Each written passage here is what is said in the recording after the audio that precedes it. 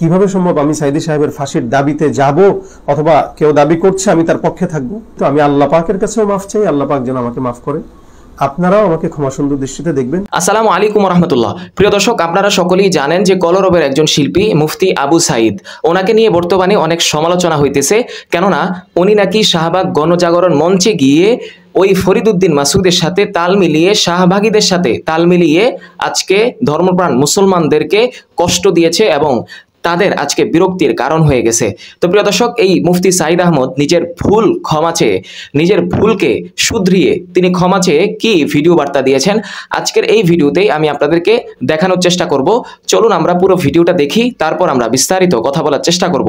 তার আগে আপনাদেরকে বলতে হচ্ছে, আমাদের ইউটিউব চ্যানেলটি সাবস্ক্রাইব করে না থাকলে সাবস্ক্রাইব করে রাখুন, ফেসবুক পেজটি ফলো দিয়ে রাখুন সত্য কথা সবার আগে শোনার জন্য।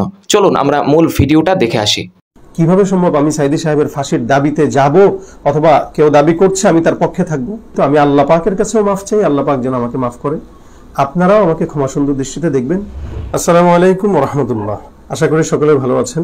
2013 সালে শাহবাগের গণজাগরণ মঞ্চে আমার উপস্থিতি ইসলামপ্রিয় মানুষদের অন্তরকে ব্যথিত করে। ওই বিষয়টি নিয়ে আমি আজকে আপনাদেরকে কিছু কথা বলবো।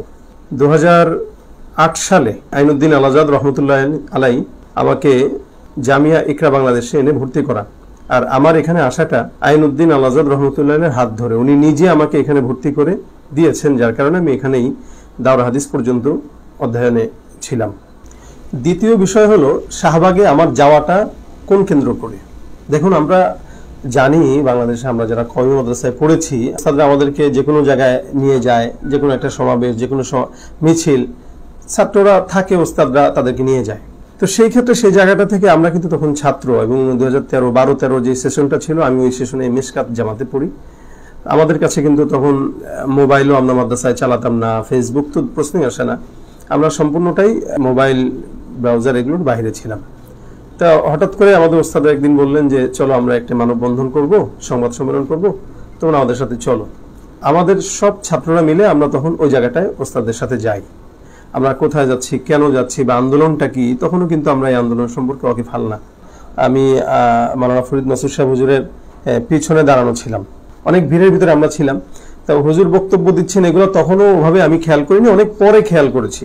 আপনারা ভিডিওতে এটাও দেখে থাকবেন যে আমি সাইড পরিবর্তন করার চেষ্টা করছিলাম, এবং কি আমাকে ওখানে একটা সঙ্গীত গাওয়ার জন্য মোটামুটি জোর করা হয়েছিল যে একটা সঙ্গীত তুমি গাও। কিন্তু আমি ওখানে যাওয়ার পরে যখন ওদের পরিবেশ দেখেছি, তখন সাথে সাথে আমার মাথায় চলে আসছে, না এখানে তো আসাই ঠিক হয়নি, সঙ্গীত গাওয়া তো দূরের কথা। এবং এটা ছিল শাহবাগের ওই আন্দোলনটা শুরু হওয়ার কিছুদিন পরেই।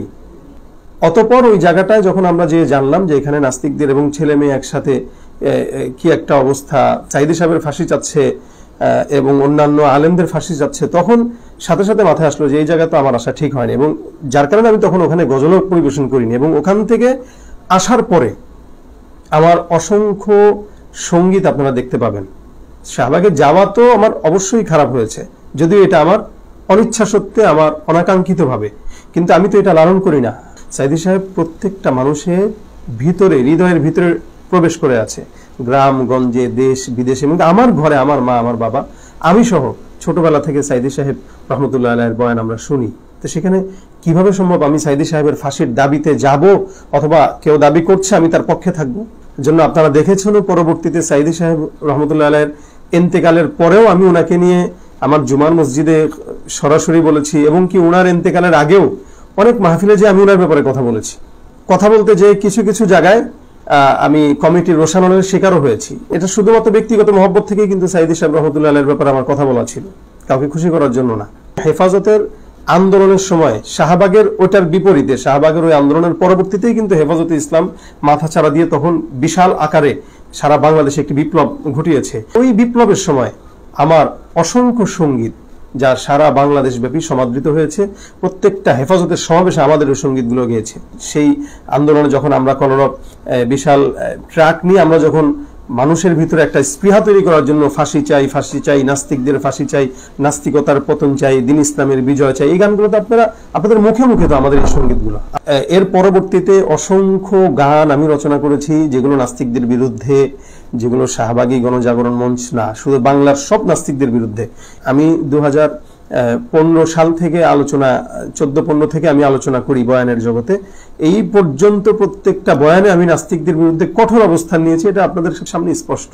যার কারণে যার রেশ ধরে ঘাতক দালাল নির্মূল কমিটির কালামানিক যে লিস্টটি করেছিল 116 জনের শ্বেতপত্র, 116 জনের ভিতরে আলাদাভাবে 35 জনকে তারা সিলেক্ট করেছিল, যে 35 জনের ভিতরে আমার নামটাও ছিল। যার কারণে আমি প্রতিনিয়ত একটা গ্রেফতারের ভয় কাজ করতো আমার ভিতরে, এবং কি আমার জুমার মসজিদে অনেক সময় ডিবির লোক আসতো। আমার অনেক মাহফিল এরকম হয়েছে যে আমার লিস্টির কারণে প্রশাসনের গাড়ি যে আমার মাহফিল আমাকে মঞ্চে উঠতে দেওয়া হয় নাই। সম্মানিত দর্শক শ্রোতা মণ্ডলী, আপনারা এই জায়গায় দেখতে পেয়েছেন যে মুফতি আবু সাঈদ তিনি ক্ষমা চেয়েছেন। কিভাবে ক্ষমা চেয়েছেন সেই ভিডিওটা আপনারা কিন্তু আশা করি মনোযোগ সহকারে দেখেছেন। মুফতি আবু সাঈদ তিনি যে কথাগুলো বলেছেন আসলে বাস্তবই হইতে পারে। এতদিন আমরা ভুলের মধ্যে ছিলাম, এবং আল্লাহ তাআলা তো পবিত্র কোরআন কারীমের মধ্যেই বলেছেন ইন্না বা'দাজ যন্নি ইসমুন, কিছু কিছু ধারণা ভুলও হইতে পারে। সেটাই আমাদের মধ্যে হয়েছে, যেটা আমরা সম্মুখ অবগত ছিলাম না। তো মুফতি আবু সাঈদ তিনি বলেছেন যে উনি ওই সময় 2011 সাল নাকি 2008 সালে ওই সময় তিনি ওই আল ইকরা মাদ্রাসায় পড়তেন। সেই জায়গায় ওই যে ফরিদউদ্দিন মাসুদ ছিল, ফরিদউদ্দিন মাসুদ তাদেরকে নিয়ে চলে গেছে। সেই জায়গায় যাওয়ার পর তিনি বুঝতে পারছেন যে আসলে এই জায়গাটা তার জন্য না, এই জায়গাটা আসলে শাহবাগীদের একটা জায়গা, যেখানে নারী পুরুষ একসাথে আছে এবং যেখানে সাইদি সাহেবের ফাঁসির আলোচনা করা হচ্ছে। এবং সেই জায়গায় এই কুলাঙ্গার ফরিদউদ্দিন মাসুদ সাহেব কিন্তু আল্লামা সাইদি সাহেবের বিপক্ষ হয়ে তার ফাঁসি দাবি করেছে। তো তিনি নিজের ভুল বুঝতে পেরেছেন, এটাই কিন্তু বড় বিষয়। এবং এটাই কিন্তু আমরা চেয়েছিলাম যে মুফতি আবু সাঈদ তিনি ভিডিও বার্তায় একটা বার্তা দিবেন এবং সত্য কোনটা সেটা তিনি জানিয়ে দিবেন। তো আজকের এই ভিডিও বার্তায় কিন্তু তিনি নিজের ভুল ক্ষমা চেয়েছেন, নিজের ভুলকে স্বীকার করে তিনি ক্ষমা চেয়েছেন। যদিও এটা ওনার অনিচ্ছায় ছিল, উনি জানতেনও না যে আসলে শাহবাগীদের জাগরণ মঞ্চে ওনাকে নিয়ে যাওয়া হবে এবং সেই জায়গায় গিয়ে উনি এইভাবে বিতর্কিত হয়ে যাবেন। এবং তিনি এটাও বলেছেন যে আমি বিভিন্ন মঞ্চে বিভিন্ন মাহফিলে গিয়ে আমি এই শাহবাগীদের বিরুদ্ধে, নাস্তিক মুরতাদের বিরুদ্ধে কথা বলেছি, এবং বিভিন্নভাবে বিভিন্ন মাহফিলে গিয়ে আমি সাইদি সাহেবের মুক্তির পক্ষে কথা বলেছি। তো আমি যেই জায়গায় এই সমস্ত কথা বলতে পারি, আমি সেই শাহবাগ জাগরণ মঞ্চে গিয়ে কেন আমি তাদের পক্ষ নিব? এটা আমার ভুলের ছিল, অনিচ্ছায় ছিল, অনাকাঙ্ক্ষিত দুর্ঘটনা হয়ে গেছে। তো প্রিয় দর্শক, মুফতি আবু সাঈদ সাহেবকে আপনারা মাফ করতে পারবেন কিনা আমি জানি না। যদি আপনারা মাফ করতে পারেন, অবশ্যই আপনারা আপনাদের মূল্যবান মতামত কমেন্ট বক্সে জানিয়ে যাবেন। এবং উনি যে নিজের ভুল বুঝতে পেরেছেন, এটাও কিন্তু অনেক বড় বিষয়। যারা ভুল বুঝতে পারে, স্বীকার করে, তারা কিন্তু অনেক বড় মানুষ। তো প্রিয় দর্শক, এই বিষয়টা আপনাদের কেমন লেগেছে আপনারা আপনাদের মূল্যবান মতামত কমেন্ট বক্সে জানিয়ে যাবেন। এবং মুফতি আবু সাঈদ সম্পর্কে আপনার কি মন্তব্য, অবশ্যই আপনারা আপনাদের মূল্যবান মতামত কমেন্ট বক্সে জানিয়ে যাবেন। প্রিয় দর্শক, আমাদের ইউটিউব চ্যানেল এবং ফেসবুক পেজ নতুন হয়ে থাকলে সাবস্ক্রাইব এবং ফেসবুক পেজটি ফলো দিয়ে রাখবেন নিত্য নতুন সত্য কথা সবার আগে শোনার জন্য। অবশ্যই আমি আপনাদেরকে সত্য কথাগুলোই সব সময় সবার আগে শোনানোর চেষ্টা করব। সকলেই ভালো থাকবেন। আসসালামু আলাইকুম।